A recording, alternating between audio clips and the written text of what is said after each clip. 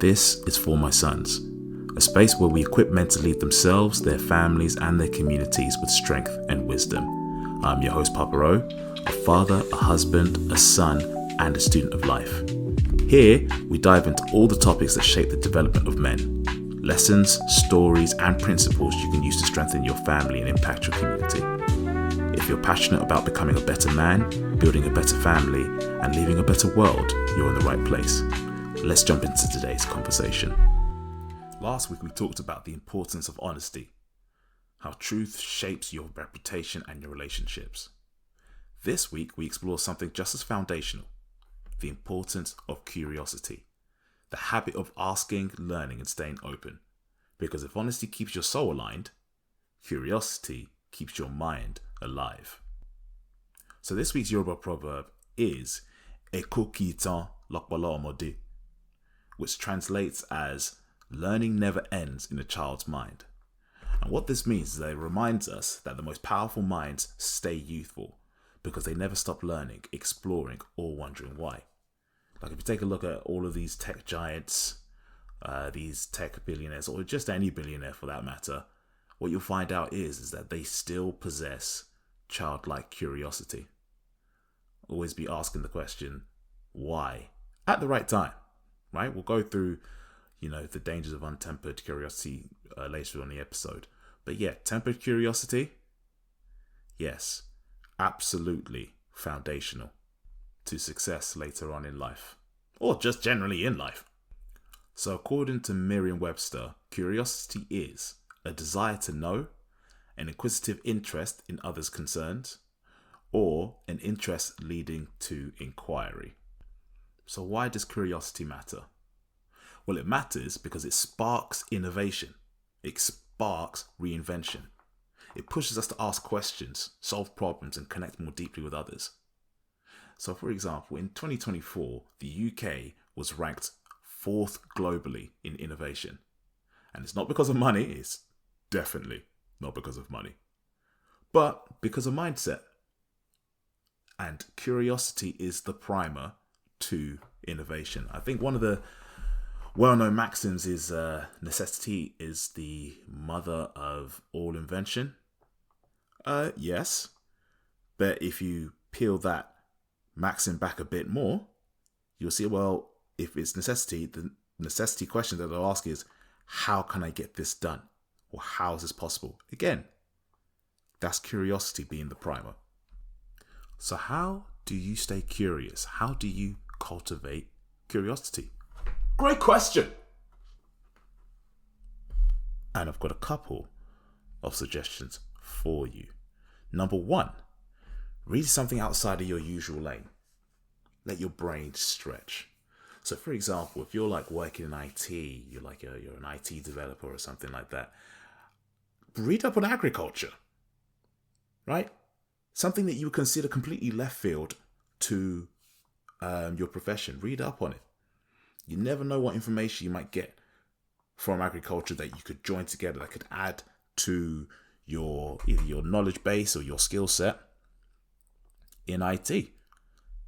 There might be a challenge that you're having that you might think completely differently about because you have been able to stretch yourself, right? So that's number 1. Read something outside your usual lane. Number 2, ask the 5 whys when you face a problem. Now you want to peel back the layers. Let me give you an example. Let's say that you work in a factory, right? And you're trying to get down to why something is an issue or why there is an issue. First question. First, why? Why did the delivery fail? Well, it failed because the package wasn't ready. Okay. Question 2. Why wasn't the package ready? Well, because the product wasn't finished. All right. Question number 3. Why wasn't the product finished? Well, because the machine broke. Okay. Number 4. Why did the machine break? It wasn't maintained. You see how, like, with every continuing on question, right, you're getting closer and closer and closer to the root cause of the problem. Question number 5. Why wasn't it maintained? There's no maintenance schedule. All right, we found it. We found the root cause. If you just had a maintenance schedule, right, all of these subsequent problems that happened as a result wouldn't have happened, right? That's just an easy example to show. As I said, you want to be asking the 5 whys when you face a problem so you can continually peel back and get to the root cause, right? And again, asking the 5 whys is most certainly a way of staying curious, because you're going to want to know more and more. A lot of the time when people, well, even when you go to the doctors might ask you for symptoms, but that's because they're trying to find out what the root cause is of your ailment, the root cause. Because if you address the symptoms, all that's going to happen is that the problem will still remain, or the challenge will still remain. So, yeah, in order to cultivate curiosity, definitely ask the 5 whys when you're facing a problem. What are we on now? Point number 3. Spend time with people who challenge your worldview. And this one's interesting because there is very much a danger and it's very easy to stay in your own echo chambers. Once you think a certain way, that's it. That is life. Well, with there being well over 7 billion people on Earth, I can guarantee you that there is more than one way to do something. Okay? There's going to be people that are walking a completely different life to you, or a completely different walk of life, and they're still getting where they need to be, and you're getting to where you need to be. There are going to be people in life that are going to challenge you on your opinions, right? And that's absolutely fine. You also need to be able to do the same. And in order to do that, you need to be able and willing to stay open to the fact that you might not be right all the time. So, and that will create a level of curiosity, because of course you're going to want to get to, the right answer. And the right answer is obviously contextual. Okay? Let me be premised with that. There's no one blanket for everything. There are some, and I've described this before in a previous podcast. Yes, there are scientific laws, right? Like everybody needs oxygen. I haven't come across a person that goes, I disagree. That's not what we're talking about here. Okay? We're talking about opinions here. You may come across an opinion that not only challenges yours, but causes you to have a change in worldview on a previous topic. And that can happen multiple times in your lifetime. So in order for you to be open and willing to the fact that someone else's opinion might be correct in the context that you're both talking about, that takes curiosity to be able to do that. Because if you weren't curious, I think the opposite of curious, I would say, is probably ignorance. Yeah? How did you do this? Oh, well, I did. No, I'm not interested. Yeah, ignorance. I'm pretty sure. Unless someone tells me otherwise, I'm pretty sure that curiosity and ignorance are mortal enemies. All right, and point number 4. Try something you're bad at, even if it humbles you. And the reason why this cultivates curiosity is because in trying that thing that you're bad at, is more than likely that number 1, you don't like it to begin with, and that's why you're bad at it. Typically, when someone is bad at something, they don't like it because they don't place that much focus in practicing it or training with it. I'm sure for those of you who go to the gym, everyone used to really have, leg day got a really bad rep back in the day. I hate leg day. It's because I can't walk afterwards. Well, that's probably because you didn't like, the reps you had to put in for it, the squats, the deadlifts. Yeah, I know there are plenty of other exercises. I'm just going for the easy compound ones. But as you got better at it, didn't seem that bad anymore. Right? That's the same or similar sort of situation here. If you're bad at something, just give it a try. You might, again, there might be a viewpoint that you have of this thing you're doing that's bad, or that you feel is bad, that you can take away with you. You might have a positive experience, or gain something positive from it, as I said. Or there might be some other character trait that you didn't know you possessed in its capacity. And if you have, let's say, for example, a character trait like patience. If you're patient at something if you're patient at something you're bad at, it's more than likely you're going to have a lot more patience for something that you're either average at or good at that you want to improve on.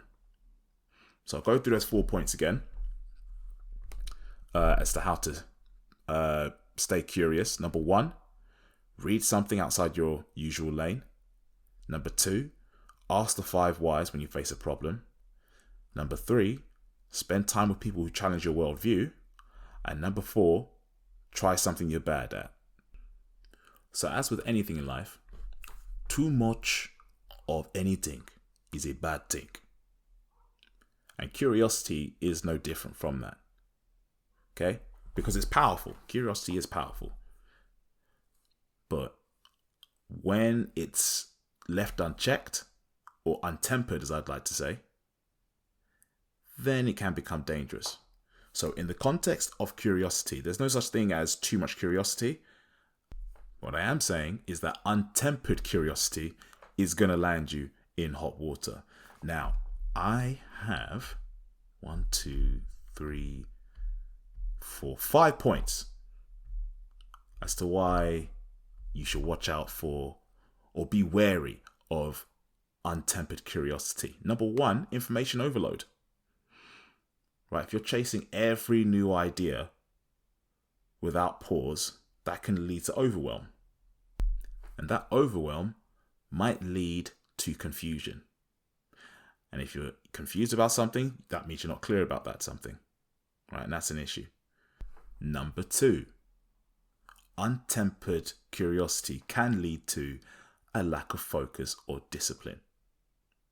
Because curiosity without structure can scatter your energy. Like imagine like a child, and children are typically known to be doing this, where they want to do everything at the same time. And I mean everything at the same time. What's that? They want to eat with their left hand. They want to play with a toy with the right hand. Then they want the TV with their eyes. But then they want to be doing all of this on top of a rocking horse. Right? There's a significant lack of focus in all of that because they're not going to enjoy any of those things that I just mentioned. Yeah? You can chase too many things, finish nothing, and then become unreliable. Simply because, yes, you might be asking questions, but if you're constantly asking questions and in that phase of curiosity, but it keeps going to a point where you don't actually get anything done or implement any of the answers you've been given, that's definitely going to be an issue. Number 3, untempered curiosity can definitely lead to moral blind spots. Right? Curiosity without conscience can be very dangerous. Now, there are definitely moments in history, right? I'm not going to recall them all. I'm not going to be able to record them all. You can look them up yourself. But history has definitely shown us that unethical experiments, digital surveillance, technology without ethics have all stemmed from curiosity that's untethered to principle.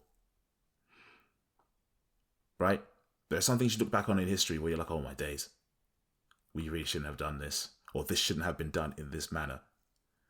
Right? Those people were egregious. Those people were terrible. Yes. Because that's what happens when you don't have a conscience and you have all of that curiosity going. You become untethered to your humanity. And that's not what we're looking for here. Not at all.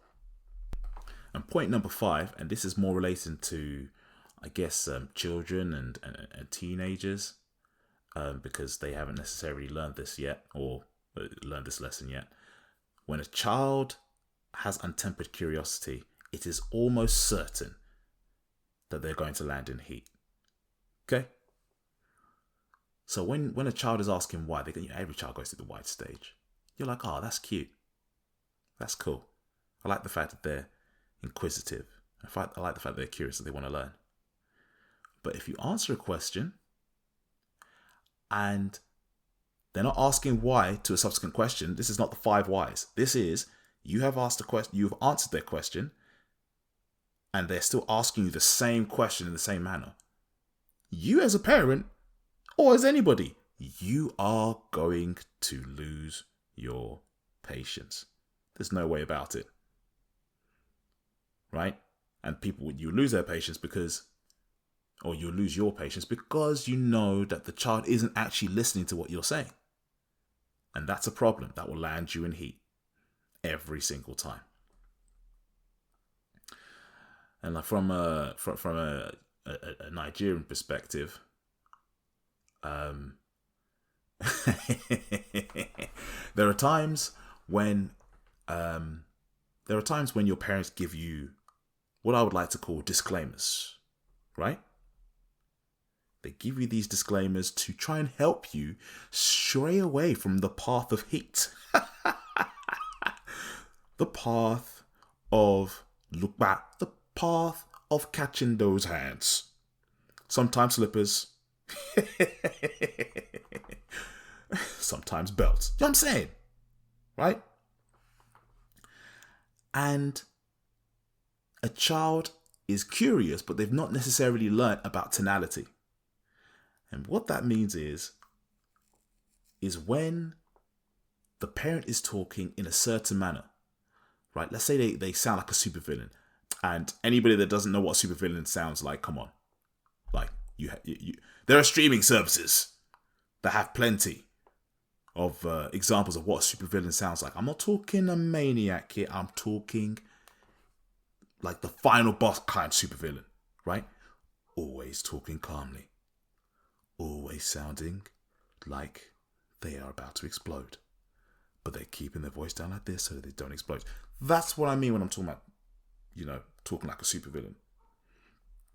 Or, as I said, from a Nigerian background, if they ended things with, let's say, for example, if you don't do those dishes, may God help you. Now, you obviously have to understand, right? I grew up in a Christian home. And you're taught early on that God created everything. So when your parent is saying, may God help you, you as a child, you're starting to reassess and be like, wait, hold on. But didn't God create the earth? He created everything, created the wind, the water, and all that sort of stuff. And you're telling me the only person that can protect me from my parent is the being that made natural disasters. Rah. That's the problem, right? Unfortunately, the first time that a parent says, may God help you, the child decides with their untempered curiosity to find out. And that's when that's what I think that'll be one of the first experiences where they remember there are certain things that my parent says that are actually meant to help me. Maybe I shouldn't dig any deeper. Maybe I should just put myself in check for this. Just for this. And we're just in this scenario. Right? And children are clever. They'll pick it up. The first time round that they receive those hands or those slippers. Right? Or if your parents are feeling innovative, there's this punishment. Oh, sugar. There's this punishment called stool down. Right? And for anybody listening that's not from a Nigerian background, that is not squat. No. Let me describe it to you. Right? Stool down is when you have to let's say it's going to be a poor description, but just try and imagine this. Okay? So you're on one leg. Right? So call it a single leg squat, if you will. You're on one leg. Right, you're tipped over, right? You have your index finger, because you're only allowed your index finger, on the ground, right? And your other leg is extended, again, like a single leg squat. And you've got to hold that for 10 minutes. I cannot begin to tell you the fear that you have when you understand that is not a maintainable position.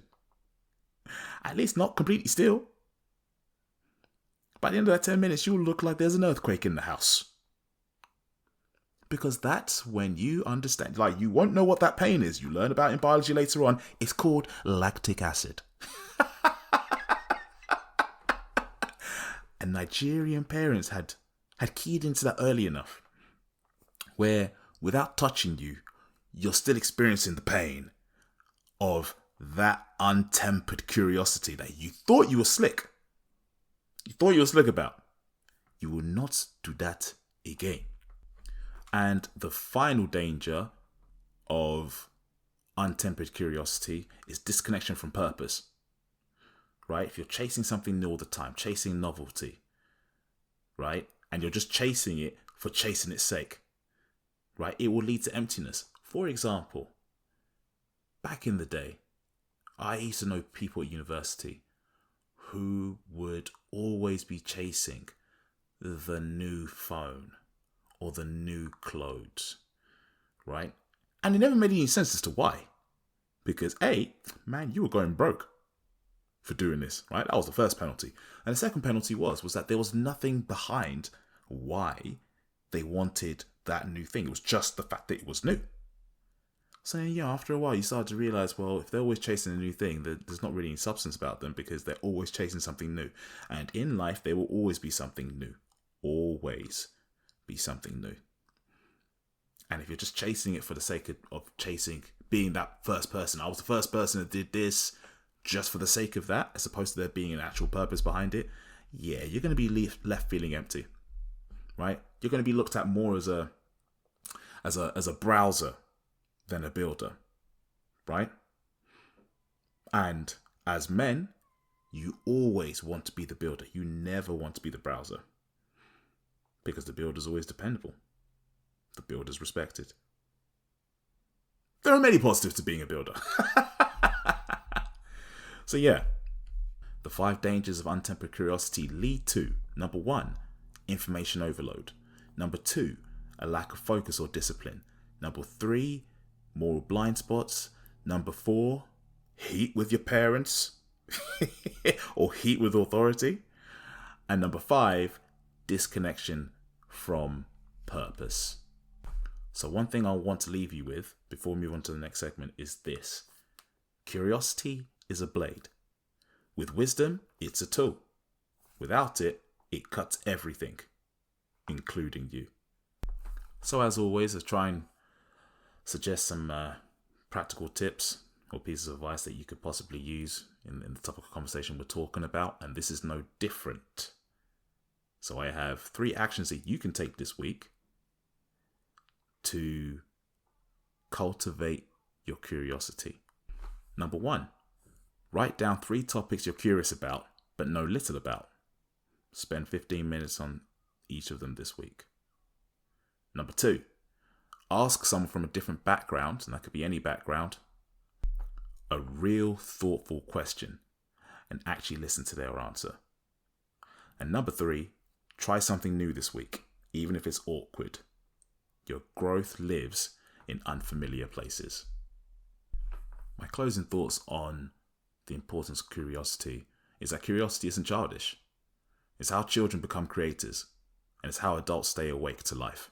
When you stop asking questions, you stop expanding. So remember the proverb that I used, that I spoke about today, which was "Écoute l'oqualomode," right? Learning never ends in a child's mind. When people will say that I finished learning, note that you need to stay away from those people, because those people are either A, going to be small-minded, or B, they're going to drag you down to being small-minded, right? Keep your questions alive, keep your mind young, and stay curious. Thank you for joining me today on For My Sons. I hope today's message challenged you, encouraged you, or gave you something worth passing down. If you found value in this episode, don't forget to subscribe to the podcast so you never miss a new letter, a new lesson, or a new legacy moment. Until next time, be a communication CEO. Communicate clearly, communicate early, and communicate often. This is Papa Ro, and I am